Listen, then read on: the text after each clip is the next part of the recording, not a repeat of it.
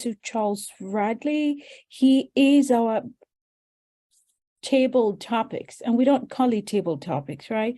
It's entrepreneur table topics. And he will kick us off on that. Charlez. I would like to start off with a thought that I saw from my friend Carl Dameron, who runs a company in the Inland Empire, a promotional company. He's run it well for years. But he recently posted, and there's a picture involved with a shopping cart. It says, "I don't know any successful person who leaves their cart in the middle of the parking lot." He says, if you're too big to do the small things, then you're too small to do the big things. With that as food for thought, Randy, your company is Envision. With your company, do you as the head of Envision have your own personal mission statement? If so, what is it? If not, what would it be? That's a great question. You know, coming from Fortune 500 companies, I think I loved April's laying it out on the line. I like to keep things really simple. Spent years in Fortune 500 companies doing mission statements, vision statements, you name it. So I'm going to answer the question, and I keep it, you notice in the back, you might see boards. I have a vision board, I have a whiteboard, I have another whiteboard over here, which you can't see. And right in front of me is my main thing, my reminder of, and I think it encapsulates everything. So when you ask me that question, here's the answer. I help people create the courage to get unstuck and envision their success so they can actually go live it. When I think about what you said about envision, it's envision success, and it encapsulates everything that I'm about and everything that I've studied and learned and tried to do in my business over the last 150 years. So it's all about, for me, adding value to people's lives in whatever capacity and however they define success. So that's the answer to the question. Fantastic. For those of you who do not have a personal mission statement, I'd suggest that you go online to stephencovey.org, and there's a mission statement builder. It's very important that you have your own mission statement. Dr. Parker, what marketing tactics do you find most effective for reaching new customers? I honestly speaking, I'm all over social media, but most of my contacts come from when I speak at some event.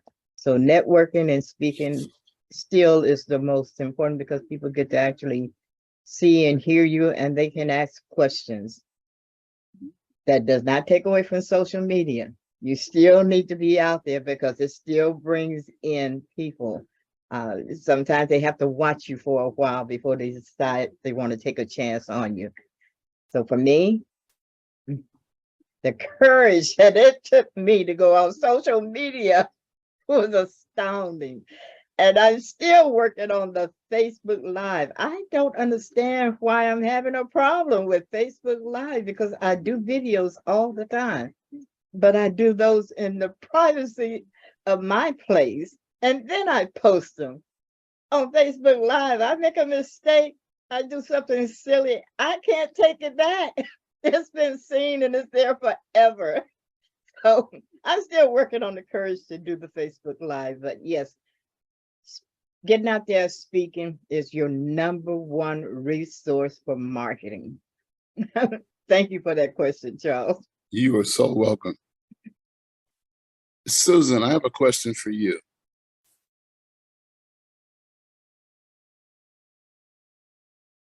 Yes, sir. Good morning. Susan, who do you look forward to for advice? Good question. Who would I look for? There's so many people, and I keep seeing the same message. The first 5 people who are on your list daily are the ones that influence you the most. And I keep counting aside from my 5 kids and I can't really ask them for advice. I ask my husband, he's usually the one who gives me the truth. If it's good or bad, he'll just be there and give me whatever I'm asking. It's the advice. Second, I do call my father sometimes, but he's more of a soothing kind of guy. You know, I just tell him, hey, this is what's happening with my life. And he'd say, yeah, keep going. So that's his advice for me, keep going. The third is I do have business associates, and then they sort of, the three slots, I guess, three of the five slots sort of switch in and out depending on who they are. So I had at one time called Randy Powell. So thank you, Randy. He's like the voice behind my voice. I feel like the powerful, the source behind my voice. And then I've also spoken with our president, Roz. So thank you. Bond, he's also one of my go-to guys because his speeches are so inspirational. I actually quoted one of his speeches in my recent book, which is also a bestseller. Yay!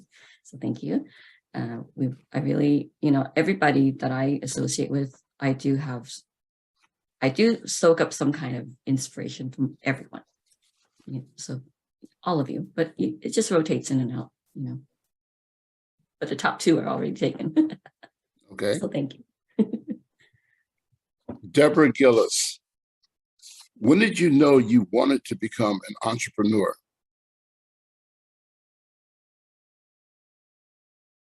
Thank you, Charles, for that question.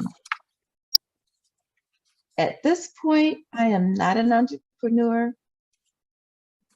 In my sight, that I'm not. I have not put a vision together to be an entrepreneur. So my answer to that is that I'm listening and learning through this club, through everyone around me, including April Gillis, if I want to partake on that, being an entrepreneur. I'm a wife, a mother, a grandmother, and I volunteer at my church, a nonprofit organization, for many years. So to put all of those things in place, I would need to sit down and put it in writing. As April said, put pen to paper, and to see if any of that would bring me to an entrepreneurship. So I am growing in this club to consider whether I would be a good entrepreneur or an entrepreneur, in fact. Thank you for that question. Thank you. One last question. I'll throw this out to Ernie. Ernie, what does a typical day look like for you as an entrepreneur? Thank you for that question. I really like the last question. I would like to answer that one. No, I won't do that. I'll jump off target. But a typical day in the life of Professor Silvers starts off quite early, 3:45 a.m., where I run through my morning routine to prepare for my day. Zooms can start as early as 7 a.m. And run until noon, where I grab lunch quickly and then off to school on most days. Interacting with students. The question earlier was, who are your advisors? I gain information and advice from almost everybody I run into every day, from students to faculty to associates. So I have meetings all day long, then I teach twice a week. It is craziness, 200 miles an hour until 5 o'clock, and then it stopped for that long drive home, an hour it takes to get from campus to home. So most days are quite busy, quite hectic. I like it that way. There is a concern that Professor Silvers won't be able to retire gracefully because he can't slow down. At one particular time, I held two full-time jobs, that of a CEO as well as a full-time faculty member, MBA director. So keeping busy is what I do. I'm known as the instigator. If I can't find something to do, I create something to do, and I generate activity for myself as well as others. So every day is a busy day with big smiles and lots of laughs. Thank you. Charles, back to you. Thank you for that input. I will use some of your comments in the class I'll be facilitating tomorrow on time management, because time management is key for entrepreneurs. I got none. Back over to you, the presiding president today. Thank you very much, Charles. Thank you. And thank you to all those who answered the question. This is how we learn. We pick things from everyone.